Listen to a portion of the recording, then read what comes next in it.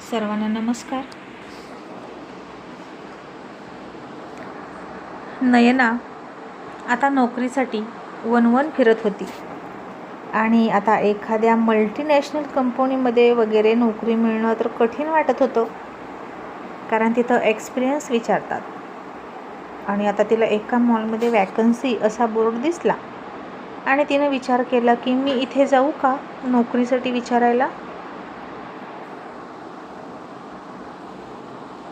पण आता तिला आठवलं की याच मॉलमध्ये मी तिथल्या मॅनेजरला किती तोऱ्यात बोलली होती, तुझी नोकरी घालवीन, तुला माहीत नाही माझा डॅडी कोण आहेत वगैरे वगैरे असा रुबाब झाडला होता. आणि इथेच त्यांची सगळ्यांची लायकी काढून गेली होती नयना. मग तिथंच कसं नोकरी मागायची?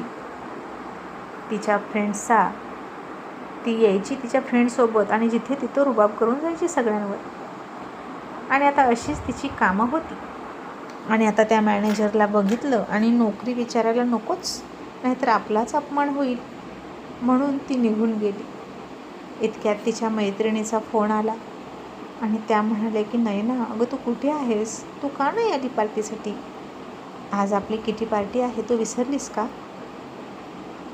आणि नयना म्हणाली, अगं सॉरी, खरं तर मी विसरून गेले, ते मी टेन्शनमध्ये आहे ना, माझा भाऊ हॉस्पिटलमध्ये आहे आणि कुठेच येण्याची माझी इच्छा नाही, असं म्हणून तिनं फोन ठेवून दिला. आणि खरं तर आता किटी पार्टीत जाण्यासाठी नयनाकडे पैसे नव्हते, म्हणून ती गेली नाही. आणि इतक्यात जितेंद्रचा तिला फोन आला आणि जितेंद्र म्हणाला, नयना संध्याकाळी डिनरमध्ये काय बनवशील, पटकन बोल. आणि ती वैतागून म्हणाली, जितेंद्र काय बनवू, मला नाही काही येत, आजही तुला पुलाव खावा लागेल, नाहीतर मम्मीला बनवायला सांग. आणि जितेंद्र म्हणाला, ठीक आहे बनव, जर तू रोज पुलाव खायला तयार असशील तर आम्हीसुद्धा तयार आहोत. जेव्हा तुला कंटाळा येईल तेव्हा तू तुझ्यासाठी तरी काहीतरी शिकशीलच ना, तेव्हा आम्हीसुद्धा खाईन, तू बनवशील ते. मग असू दे, जशी तुझी मर्जी असेल तसं खायला दे आम्हाला. आणि आता नयनाने आत्तासुद्धा पुलावच केला आणि तो पुलाव बघून तिनेच वाकडं तोंड केलं, कारण तिलासुद्धा तो पुलाव खाऊ वाटत नव्हता.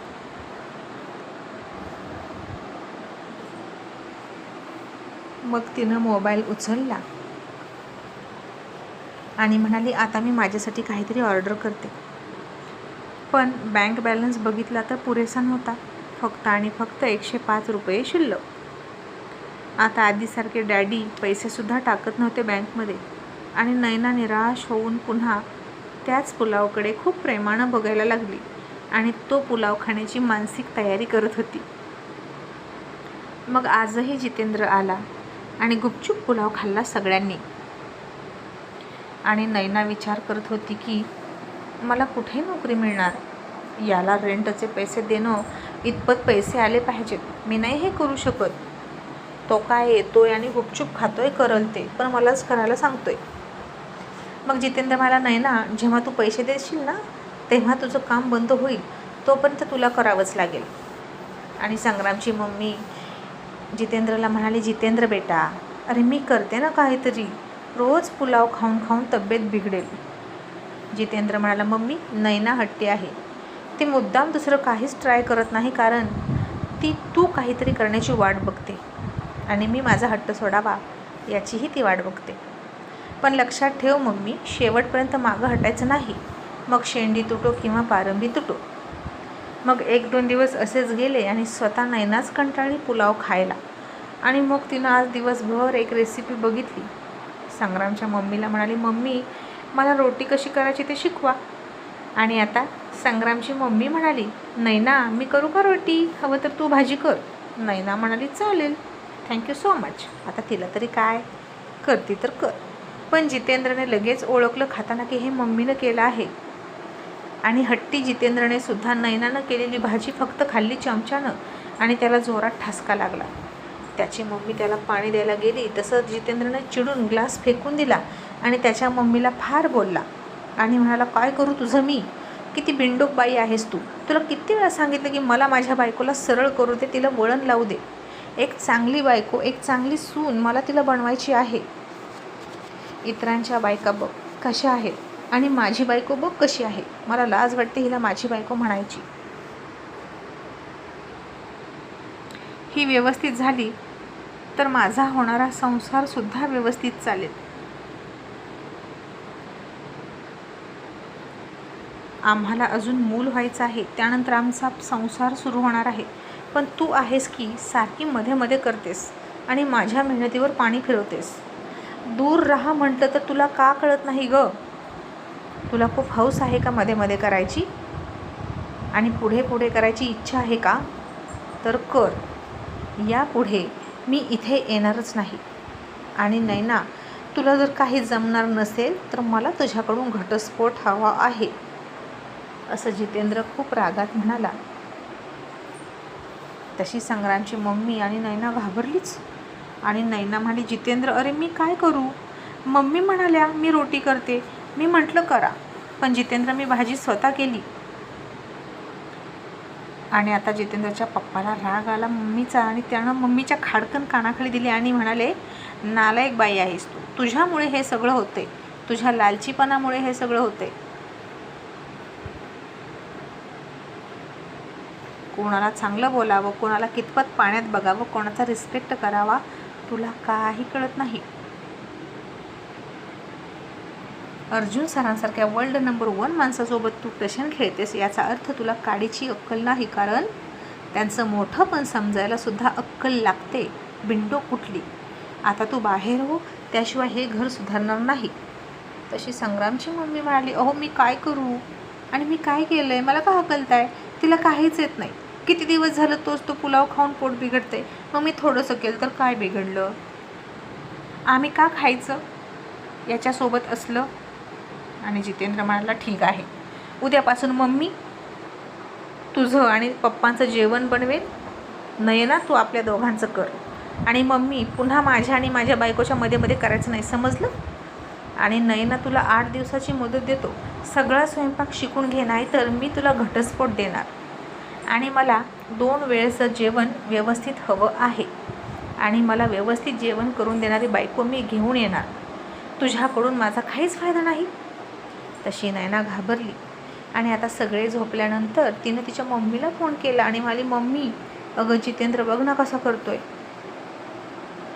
एकतर तो मला राहण्याचे रेंट मागतोय आणि वरून सगळा स्वयंपाक आणि काम करायला सांगतोय.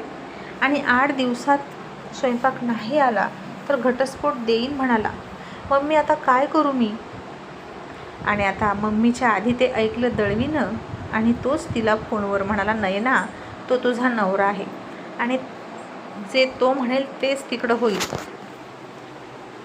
आणि यापुढे आमच्याकडून तुला काहीही मदत मिळणार नाही. तू तुझा संसार आणि तुझा नवरा काय करायचं ते बघ. असं तिथं राहायचं असेल, आधार हवा असेल तर स्वयंपाक शिक, घरची कामं शिक, जसे सगळेच करतात. आणि नाही केलं तर बाहेरचा रस्ता पकड. हो, पण इकडं नाही यायचं आमच्या घरी. हे घर तुला कायमचं बंद आहे. आणि आता नयना म्हणाली, डॅडी तुम्ही त्याची बाजू का घेताय? तो तुम्हाला नीट बोलत पण नाही. माझा भाऊ हॉस्पिटलमध्ये आहे तर तो माझ्याशी त्याच्या विषयावर स्वतः होऊन बोलत नाही, कधी चौकशी करत नाही, खूप वाकडा बोलतो आणि वाईट बोलतो. आणि तुम्ही त्याची बाजू घेऊन मला बोलता का? आणि तिचे डॅडी नयनाला म्हणाले, नयना आता तू काही पण बोल, त्याच्या विरोधात बोलणं तर बंदच कर. त्याच्या विरोधात आम्ही ऐकून घेणार नाही. तो तुझा नवरा आहे आणि तो जो निर्णय घेतो तो आम्हाला मान्य, असं म्हणून दळवीनं फोन ठेवला. आणि वैतागला आणि म्हणाला, काय करू या मुलीचं मी?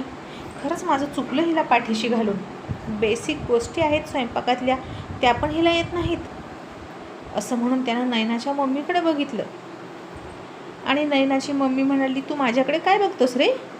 अरे मी तिला शिकवायचे लहानपणी, तेव्हा तूच मला म्हणायचा तिला अजिबात शिकवू नकोस, तिला खेळायला जाऊ दे, तिला मैत्रिणींमध्ये जाऊ दे, कशाला शिकवतेस? ती अजिबात असली काही कामं करणार नाही. नोकर आहेत करायला. आणि लहानपणापासून तुझ्यामुळे ती काहीही शिकली नाही. आता दळवी म्हणाला, कळतंय मला, ही सगळी माझीच चूक आहे, तुझी काहीच यात चूक नाही. तू सगळं कर्तव्य पार पाडत होतीस. पण आता ही चूक सुधारण्यासाठी आपण जितेंद्रला सपोर्ट करायचा. तो जर नयनाला सुधारत असेल तर चांगली गोष्ट आहे. तो मुलगा खूप चांगला आहे, रोज येतो आपल्याला भेटायला आणि दिलासा देऊन जातो. नाहीतर आपल्याच मुलीनं आपल्या मुलाला कसं संकटात घातलं बघितलं ना. तिला जर फिकीर असती कुठल्या गोष्टीची तर तिनं त्या दिवशी डॉक्टरांना जाऊ दिलं असतं.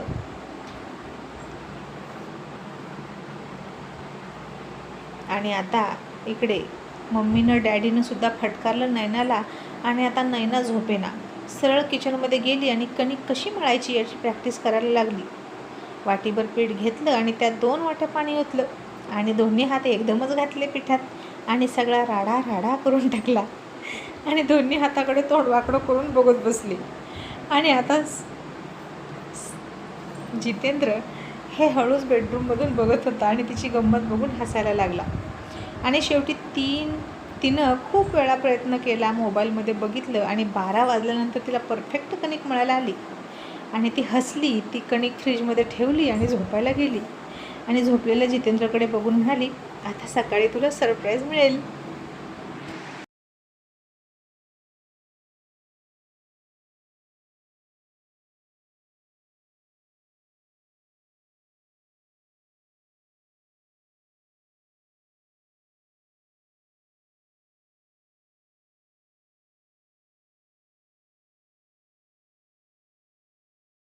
आणि मग ती सकाळी लवकर उठली. पुन्हा ती रोटी लाटायला लागली. पण आता जगातल्या सगळ्या देशांचे नकाशे तयार व्हायला लागले. त्रिकोण, चौकोन, पंचकोन, अष्टकोन, पण गोल रोटी काही येईना. ती सारखी मोडायची करायची आणि कंटाळून गेली. जितेंद्र तेही बघत होता आणि हळूच तिच्याजवळ आला आणि तिला म्हणाला, नाही ना, मला ऑस्ट्रेलियाचा नकाशा खाण्यासाठी चालेल, पण लवकर दे, मला उशीर होतोय, असं म्हणून हसायला लागला. इतक्यात तिथे संग्रामची मम्मी आली आणि तिचा नाश्ता करायला लागली आणि म्हणालीच मूर्खासारखी, नाही ना बेटा, काय करतेस, थांब, मी तुला गोल रोटी कशी करायची ते शिकवते. आणि नैना म्हणाली, मम्मी तुम्ही तिकडच्या गॅसवर तुमचं करा, इकडे डोकावू नका, नाहीतर जितेंद्र ओरडेल आणि तुमच्यामुळे मला बाहेर जावं लागेल. तो म्हटलाय ना मी करेल तसं खाईल तो, तर खाईल तर मी करेल तसं, त्याचा काही प्रॉब्लेम नाही ना. मग तुम्हाला प्रॉब्लेम असेल तर तुमचं तुम्ही करा आणि खा. आणि संग्रामची मम्मी तोंड वाकडं केलं आणि म्हणाली, कर तर कर, ज्याचं करायला जावं भलं ते म्हणतात माझंच खरं, असं म्हणून ती तिचा आणि नवऱ्याचा नाश्ता करायला लागली. आणि नैना पुन्हा वैतागली आणि म्हणाली, शी, मला गोल रोटी कशी यायची. जितेंद्र उठला, त्यानं एक वाटी घेतली आणि बरोबर त्या वाकड्या तिकड्या रोटीवर ठेवली आणि कट केली आणि मला हे बघ झाली गोल रोटी. आणि नैनाला आनंद झाला. तिनं जितेंद्रच्या गळ्यात मिठी मारली आणि जितेंद्र म्हणाला, अगं गॅसकडे पण लक्ष दे, नाहीतर रोटी करपून जाईल. आणि मग आता ती कशी भाजायची, किती प्रमाणात भाजायची हे सुद्धा जितेंद्रनं तिला शिकवलं. आणि नैनाच्या मेहनतीची पहिली रोटी तयार झाली आणि तिला फार आनंद झाला.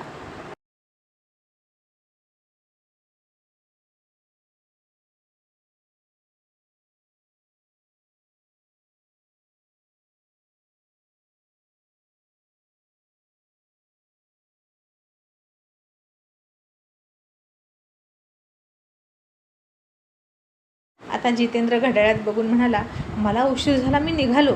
आणि ती म्हणाली, ए जितू, थांब ना, आता काय देऊ तुला याच्यासोबत, असं म्हणून तिनं त्या रोटीला जाम लावला आणि रोल करून त्याच्या हातात दिला आणि तो खात खात निघून गेला. आणि जितेंद्रची मम्मी म्हणाली, हे काय नाही ना, अगं एवढ्याशा रोटीवर काय होणार त्याचं, दिवसभर काम करायचं आणि जेवणही नीट नाही माझ्या मुलाला. आणि कसला हट्ट पकडून बसलाय कुणास ठाऊक, बायकोच्या हातचंच खाणार, मम्मी देते तर नको, मग बस म्हणावं उपाशी, बायकोला काही येतच नाही त्याच्या. आणि नैनाला राग आला आणि ती म्हणाली, मम्मी तो नवरा आहे माझा आणि उद्यापासून त्याला व्यवस्थित नाश्ता देते, मग बघा तो तुमच्या हातचं सगळं विसरून जाणार. आणि मम्मीनं तोंड वाकडं केलं.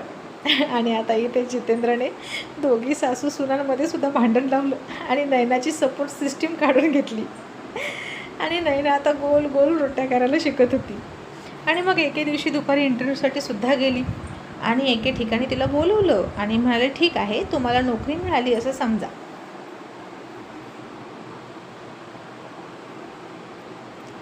आणि तुमचं क्वालिफिकेशनसुद्धा नाही बघत आम्ही. तसं नयनाला फार आनंद झाला. तिची फाईलसुद्धा न बघता तिला लगेच नोकरी मिळाली. तिचा अनुभव नाही विचारला, काही नाही विचारलं. आणि ती त्याला म्हणाली, मग मी काय काम करायचं आहे मला सांगा ना, आणि मला सॅलरी किती मिळेल? आणि तो माणूस म्हणाला, तुमचं काम तुम्हाला उद्या सांगितलं जाईल आणि तुमच्या कामावरच तुमची सॅलरी डिपेंड असेल आणि सॅलरी व्यवस्थित भेटेल, डोंट वरी. जर आपलं कस्टमर खुश असेल ना तर तुमची सॅलरीसुद्धा चांगली असेल. तशी नयना खुश झाली. ती खूप आनंदात घरी आली. जितेंद्र यायच्या आधीच स्वयंपाकसुद्धा बनवला. चांगल्या रोट्या केल्या, भाजी केली, भात केला. आणि जितेंद्रला झोपताना म्हणाले, जितेंद्र तुला काय वाटलं मला जॉब मिळणार नाही का? माझी फाईलसुद्धा न बघता मला जॉब मिळाली. जितेंद्र म्हणाला, कुठे? नयना म्हणाली, फिनिक्स एजन्सी. जितेंद्रने थोडा विचार केला आणि म्हणाला, ही कोणती एजन्सी? मी तर ऐकली नाही. नयना तू व्यवस्थित चौकशी केलीस का? आणि तुझं काय काम असणार आहे तिथं? नयना म्हणाली, ते उद्या सांगतो म्हणालेत आणि सॅलरीसुद्धा छान देतील. मग मी तुला रेंट देणार. तसं आता मी जेवण बनवायला शिकते आहे, पण असू दे, शिकलेलं वाया जाणार नाही हे कळलं आहे आता मला. पण तुला रेंट देणार आणि मी नाही असली कामं करू शकत. आता ती खुश होती आणि तशीच झोपली. उद्या नोकरीचा पहिला दिवस आहे ना या आनंदात. पण जितेंद्र मात्र विचारात पडला. आणि अशी कोणती एजन्सी आहे हे त्याला कळेना. मग सकाळी सकाळी नयनाला तो म्हणाला, नयना मला वाटतं तू तिथे जाऊ नकोस. मी रात्री खूप वेळा सर्च केलं, तुझी एजन्सी पण कुठेच पत्ता नाही ग लागला. नयना चिडली आणि म्हणाली, जितेंद्र मला माहीत आहे मला नोकरी मिळाली हे तुला पटत नाही म्हणून असं बोलतोस ना. इतक्यात तिला मेसेज आला आणि एका मोठ्या 5 स्टार हॉटेलचं लोकेशन सांगितलं आणि तिथं मीटिंग आहे असं सांगितलं.